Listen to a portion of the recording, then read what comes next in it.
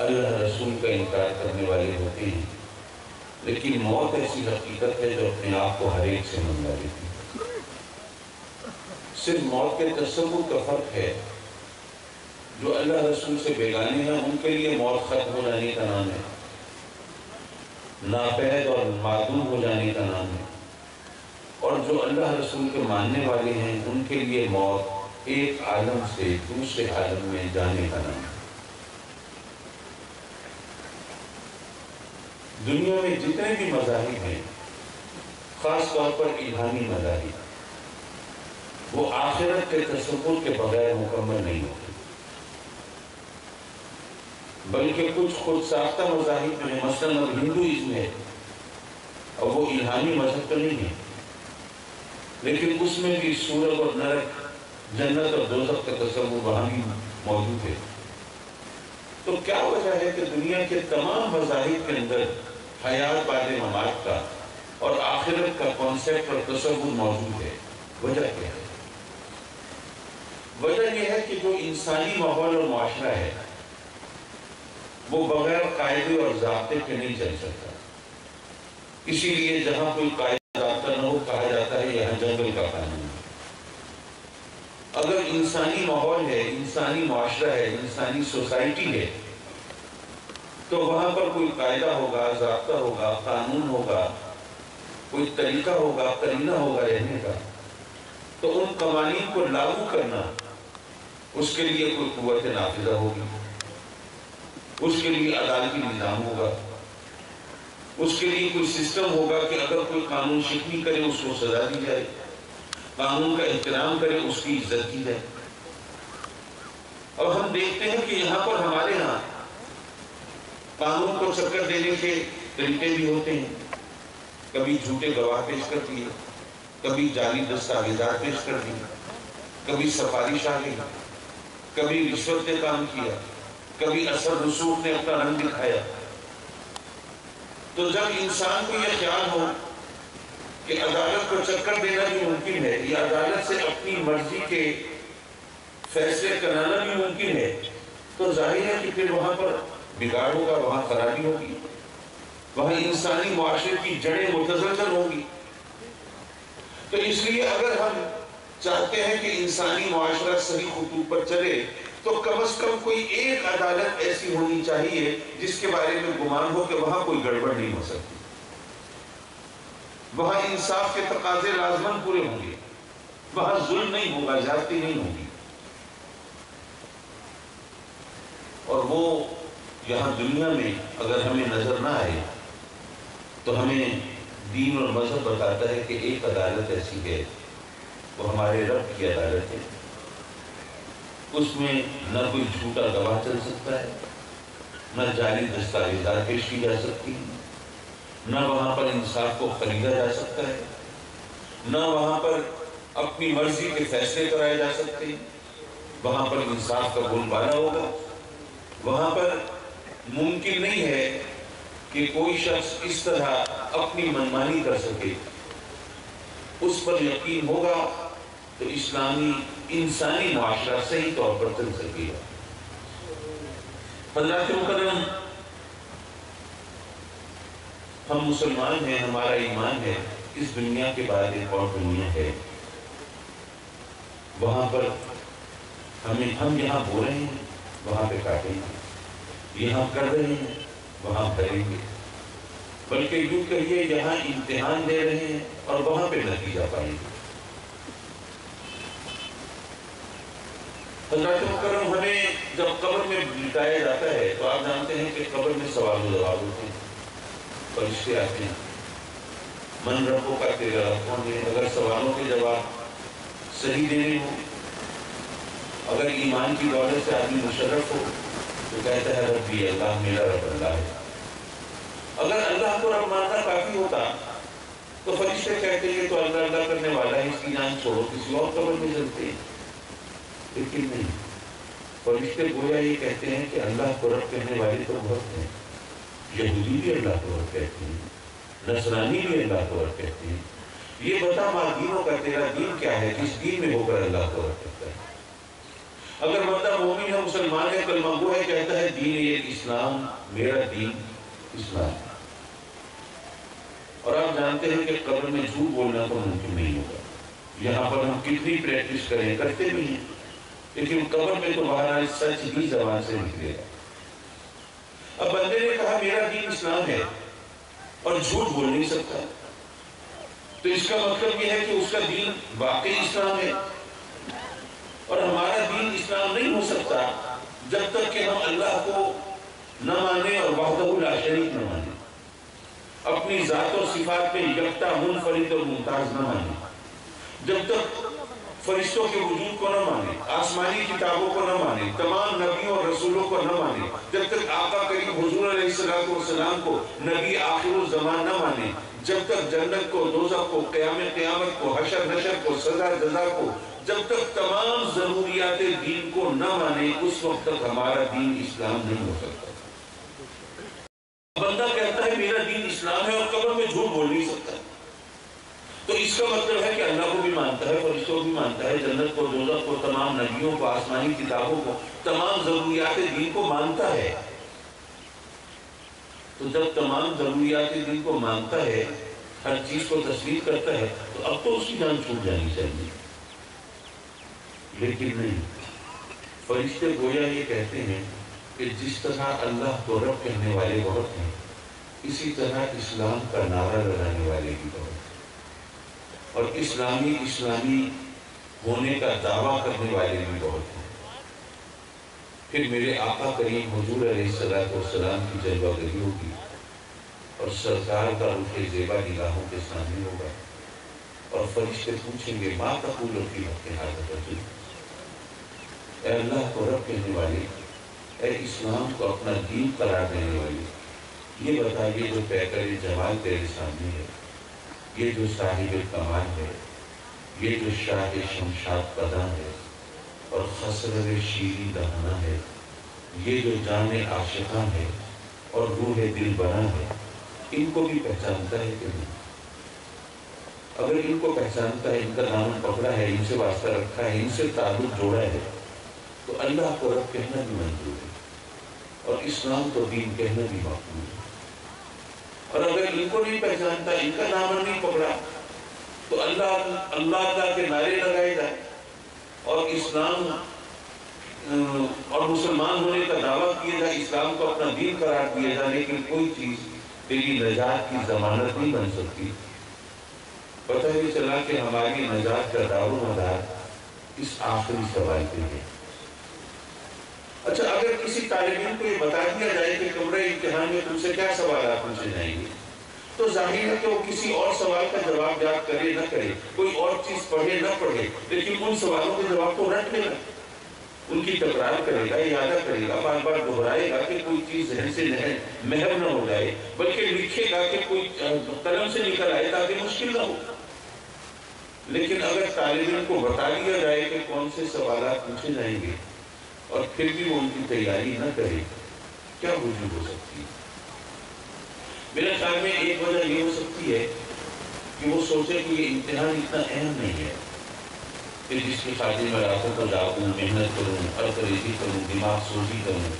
نہیں، اہم امتحان ہے، پاس ہو گئے سبحان اللہ، نہ ہوئے تو ماشاءاللہ، کوئی فرق تو پڑتا نہیں.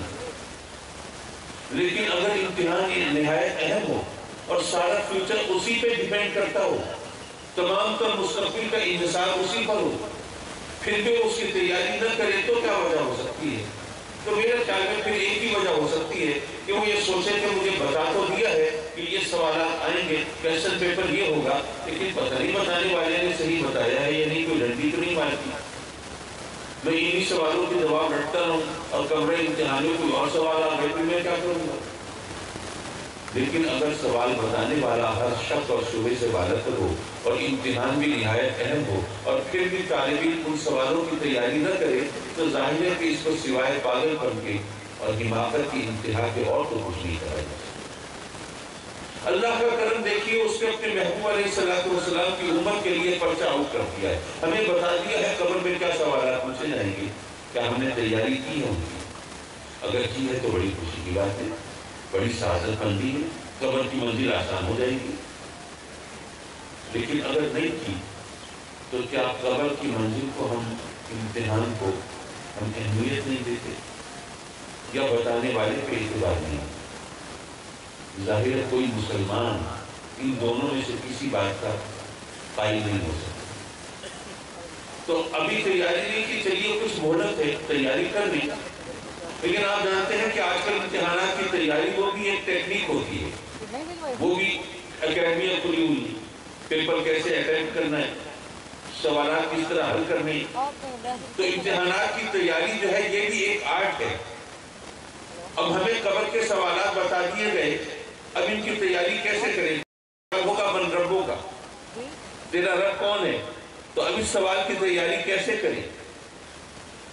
حضرات مکرم، کیا اللہ اکبر کے نعرے لگا لینا کافی ہے؟ کیا اللہ اللہ کی مالا جپ لینا کافی ہے؟ نہیں۔ اگر واقعی اس کو اپنا رب مانتے ہو، پروردگار مانتے ہو، خالق و مالک مانتے ہو، تو اس کی بارگاہ میں سجدے اڑاؤ، اس کی دہلیز پر جلیسائی کرو، اس کی بندگی کا اقرار و اعتراف کرو، اس کی چوکھٹ پہ ماتھا رگڑو، اس سے یہ رشتہ جوڑو تاکہ قبر میں جب سوال ہو وہاں پر سوچنے کی ضرورت نہ پڑے کہ میرا رب کون ہے، فوراً کہو ساری زندگی جس کو سجدے کیے ہیں اس کے سوا میرا رب اور کون ہو سکتا ہے؟ میرا رب اللہ ہے۔ دوسرا سوال ہوگا ماں دینوں کا تیرا دین کیا ہے؟ اس سوال کی تیاری کیسے؟ کیا کلمہ پڑھ لینا کافی ہے؟ کیا مسلمانوں جیسا نام رکھ لینا کافی ہے؟ کیا آئی ڈی کارڈ یا پاسپورٹ کے ریلیجن کے خانے میں اسلام لکھ دینا کافی ہے؟ نہیں۔ اگر واقعی اسلام کو اپنا دین قرار دیتے ہو تو اسلام میں زندگی کے ہر لمحے کے بارے میں ہدایت کی ہے۔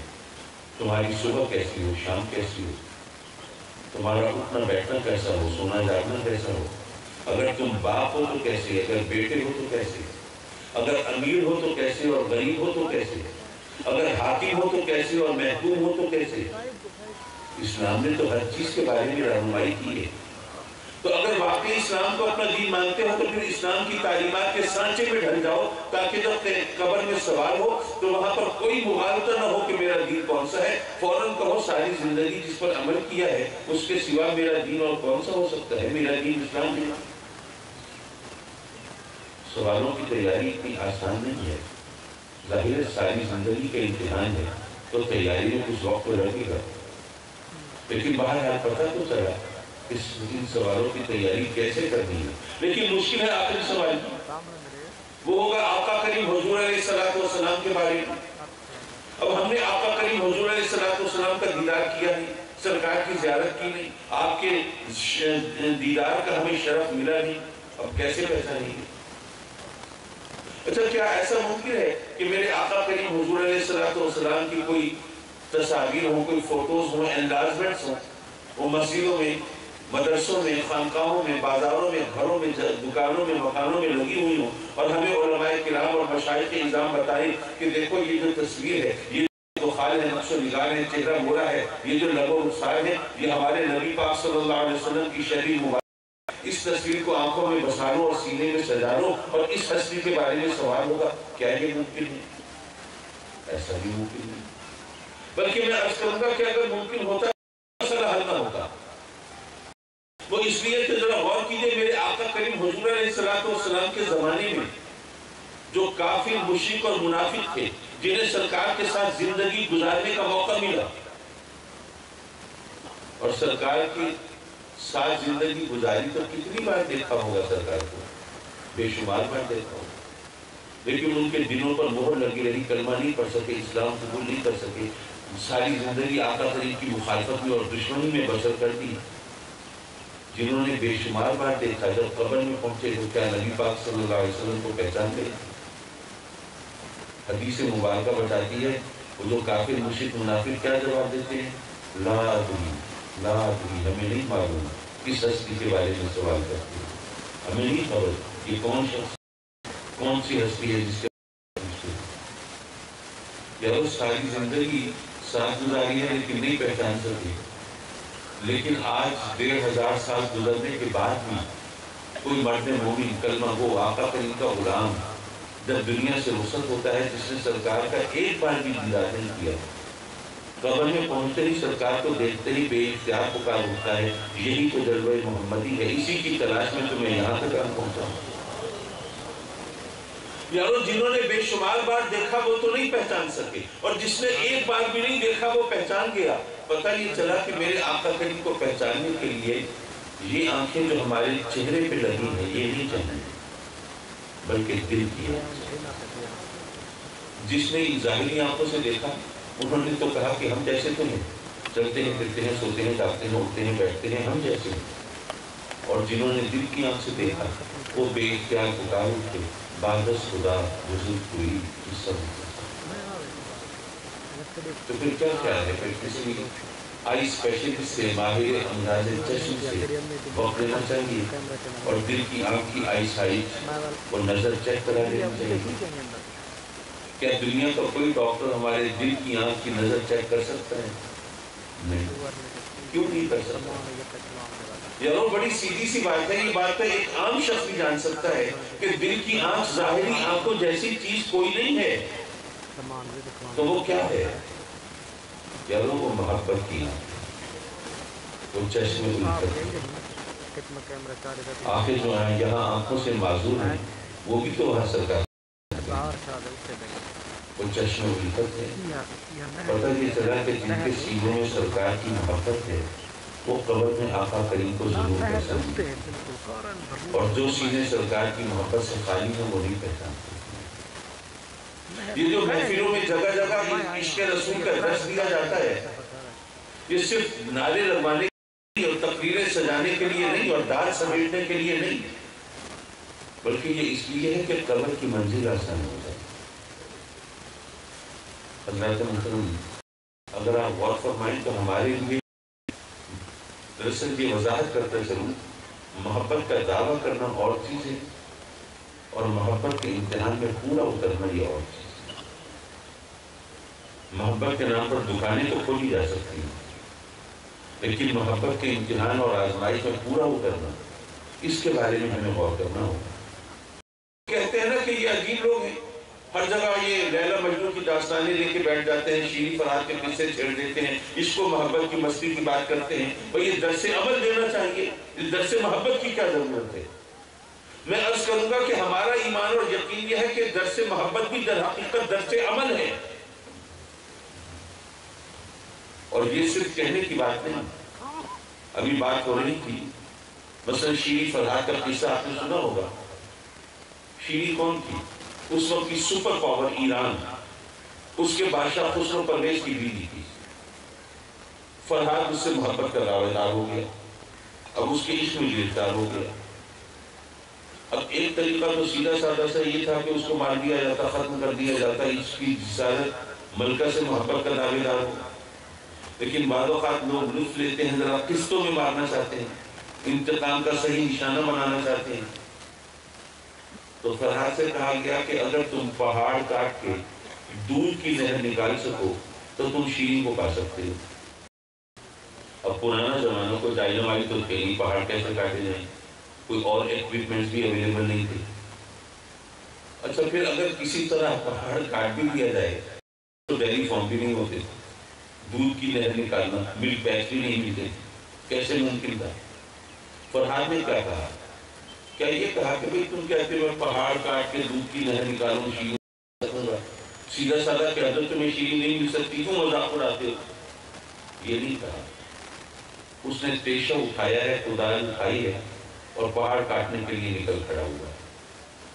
پتہ یہ چلا جو محبت کرنے والے ہوتے ہیں وہ اگر مگر نہیں کرتے، چوں چرا نہیں کرتے، وہ راہ عمل پر نکل کھڑے ہوتے ہیں۔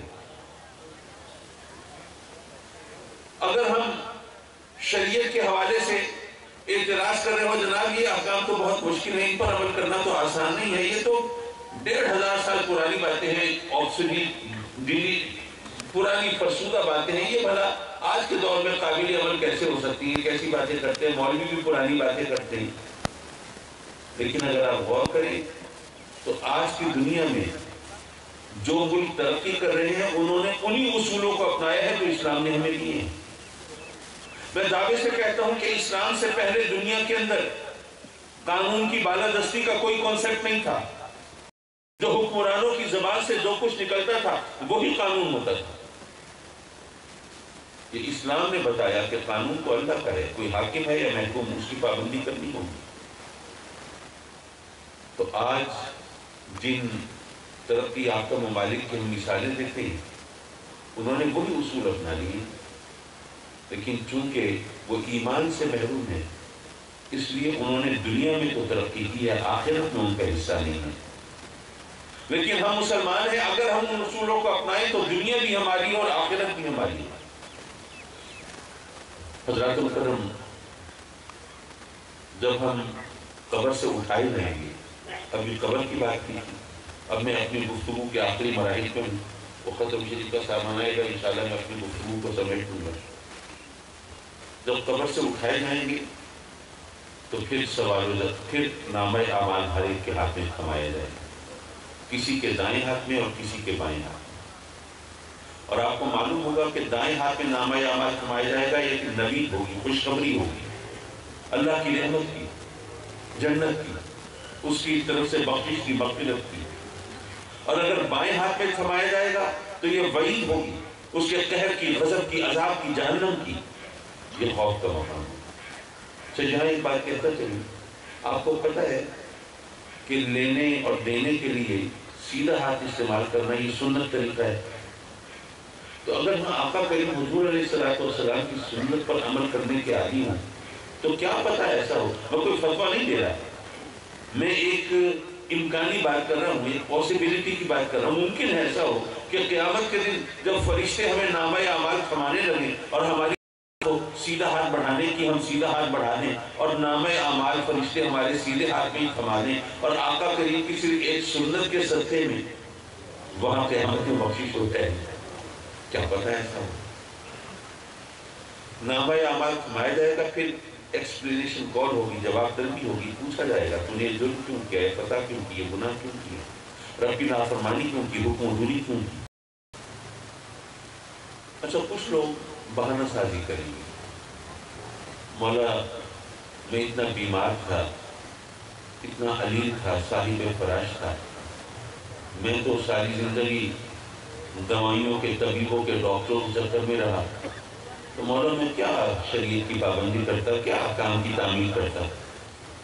مولا مجھے اگر صحت ملتی تو میں روزے بھی رکھتا، میں حج بھی کرتا، میں جہاد بھی کرتا، میں عبادت اور ریاضت کرتا، میں تہجد بھی پڑھتا، لیکن یہ بیماری نے مجھے کہیں کا نہیں چھوڑا رہا۔ بیماری اور صحت بھی تیری طرف سے ہوتی ہے اور اب تو ہی میری جواب طلبی فرما رہے ہیں، میں کیا جواب دوں؟ پھر کیا ہوگا؟ رب کائنات سیدنا ایوب علیہ السلام کو طلب فرمایا، تو بہت بیمار تھا، میرے اس بندے سے زیادہ بیمار تھا، جس کی بیماری کو دنیا میں مثالیں دی جاتی ہیں، جس کی بیماری کی شدت کی وجہ سے اس کا خاندان، اس کی برادری نے اس کا ساتھ چھوڑ دیا تھا، صرف اس کی بیوی کو ہم نے استقامت بخشی تھی تو وہ ساتھ نہیں تھی۔ اس کی بیماری کی شدت اور علالت جس کی دنیا میں مثال ہے، جب اسے مجھ سے بیگانہ نہیں کر سکی تو تیرا بہانہ قابل قبول کیسے ہو سکتا ہے؟ وہ تمام بہانہ سازوں کے لیے حکم ہوگا جہنم میں ڈالنا۔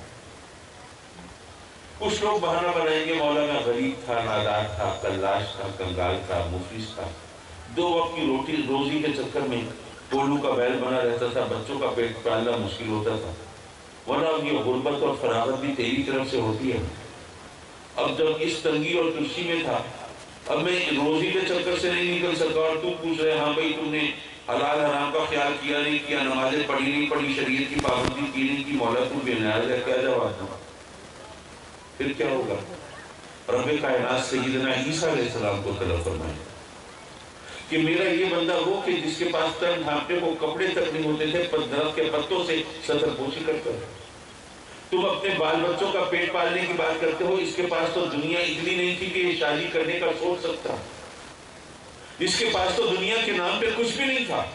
اگر اس کی غربت کی انتہا اسے مجھ سے دور نہیں لے جا سکی تو تمہارے بہانے یہ قابل سماعت کیسے ہو سکتے ہیں؟ حکم ہوگا نہیں، ان سب بہانہ سازوں کو جہنم میں ڈال دو۔ اچھا، کچھ لوگ بالکل الٹ بہانہ بنائیں گے، مولا تو نے اتنا مال دے دیا، اتنی دولت دے دی، وہ عیش و عشرت، وہ طاقت، وہ اقتدار، وہ حکومت، وہ اختیار، مولا اب یہ مایا جال میں پھنسا دیا، حکومت اقتدار کے نشے میں ڈال دیا، اب یہ بھی سب تیری طرف سے تھا، اور آج ہماری جواب طلبی ہو رہی ہے، مولا کیا جواب دیں؟ جب کوئی یہ بہانہ بنائے گا تو رب کائنات سیدنا سلیمان علیہ السلام کو طلب کرنا، بڑی دنیا کی تیرے پاس، میرے اس بندے سے زیادہ تھی، جس کے دربار میں چرین پرین درین بلکہ جن تک حاضر ہوتے تھے، اس کا حکم تو ہواؤں پہ چلتا تھا، اس کا تخت لیے پھرتی تھی، اس کے اقتدار کی مثال تو کہیں ملتی نہیں، لیکن جب یہ اقتدار و اختیار اسے مجھ سے غافل نہیں کر سکا، تیرے بہانے کی کیا حیثیت؟ حکم ہوگا نہیں، سب ان بہانہ سازوں کو جہنم میں ڈال دو۔ اچھا کچھ لوگ یہ کہیں گے کہ نہیں بہانے بنانے سے کام نہیں بنے گا، چٹا انکار کر دو، مکر جاؤ، والا ہم نے یہ گناہ کیا ہی نہیں کیے گناہ، بھیا نامہ اعمال میں لکھا ہے۔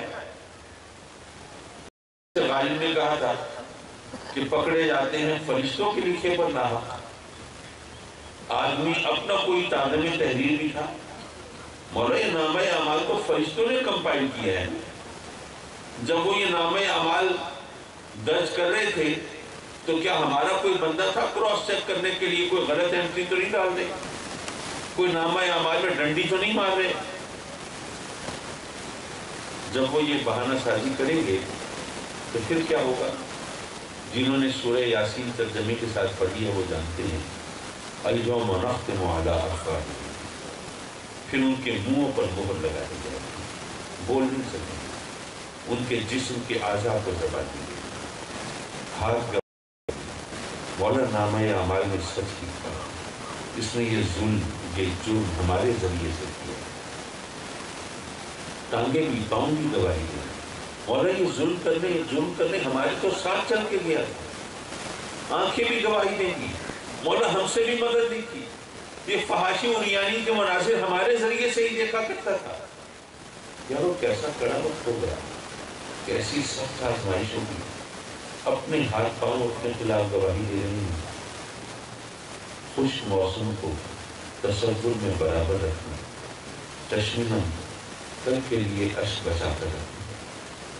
یہاں دنیا میں صاحبان اقتدار کے خلاف پہلے تو کوئی عدالت میں جا نہیں پاتا، اور اگر کوئی چلا جائے تو گواہوں کو کبھی ڈر اور خوف سے، کبھی لالچ سے خرید لیا جاتا ہے، دبا دیا جاتا ہے، اور کوئی صورت نہ بنے تو ہمیشہ کے لیے زبان بندی کی کوئی صورت نکال لی جاتی ہے، ہوتا ہے شب و روز تماشا ملے آگے، لیکن موقع ملے تو بتانا انہیں کہ یہاں اپنے خلاف گواہوں کو چپ کرا دیتے ہو، وہاں کیا کرو گے جہاں اپنے جسم کے ہاتھ پاؤں اعضاء ہمارے خلاف گواہی دے رہے ہیں۔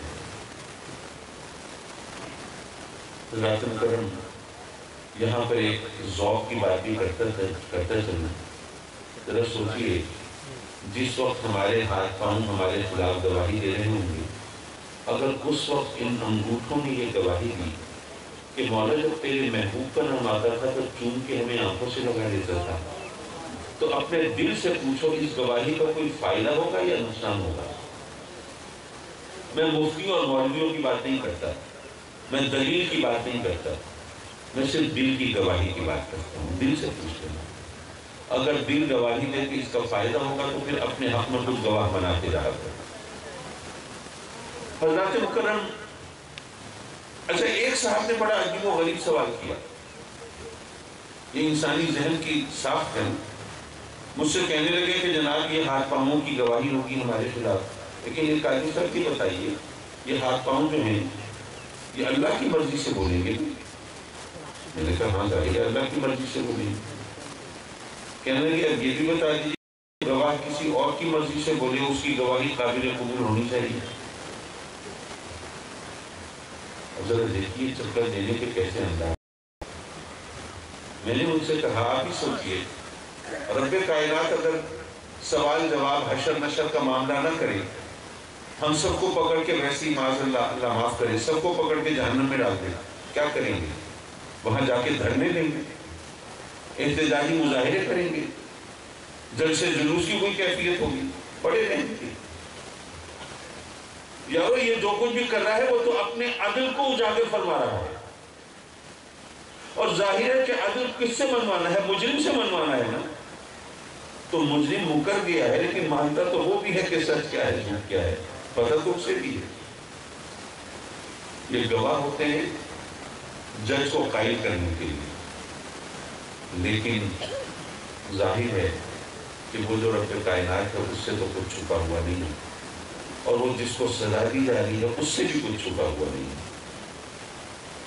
صرف ایک بات آخری کر رہا ہوں، آپ کو پتہ ہے حساب کتاب ہوگا، جو کچھ ہمیں دیا گیا ہے اس کے بارے میں پوچھا جائے گا. ہمیں تجھے مال دولت دیا، کہاں خرچ کی، زمین جائیداد دی کس طرح استعمال میں لائے، اولاد دی تھی اس کی تربیت کیسے کی، ہر چیز کا حساب دینا ہوگا. اچھا یہاں پر یہ سوچئے کہ اگر آپ کسی ایک شخص، دو شخص بلائیں، کسی ایک بندے کو 100 روپے دیں، دوسرے کو 1 لاکھ روپے دیں، اور چند دن کے بعد دونوں سے حساب مانگے، ہاں بھئی تجھے 100 روپے دیے تھے، تو بتا تو نے کہاں خرچ کیے، تجھے 1,00,000 روپے دیے تھے، تو بتا تو نے کہاں لگائے، کس کے لیے حساب دینا آسان ہوگا؟ آج کل 100 روپے تو حساب کتاب میں آتے ہی نہیں، 100 والے کے لیے بہت آسان ہوگا.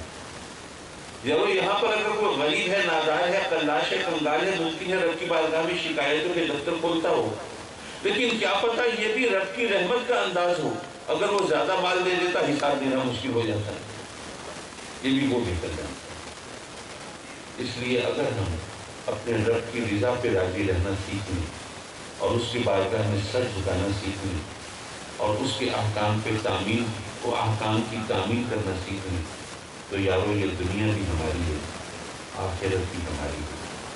مولا کریم اپنے کرم سے ہمارے محترم دوست سید عبدالجلیل بخاری مرحوم مغفور کی مغفرت فرما، جنات الفردوس میں اعلیٰ مقام عطا فرما، ان کی امانتوں کی حفاظت کرنا، اور تمام پسماندگان کو صبر جمیل عطا کرنا. اور مزید دعا یہ بھی کیجیے کہ ان کے جو قاتل ہیں اللہ تعالیٰ ان کا پردہ فاش فرمائے اور ان کو کیفر کردار تک پہنچائے، اور اپنے کرم سے اس طرح ان مظلوم خاندان کی دلجوئی فرمائے. وآخر دعوانا ان الحمد للہ.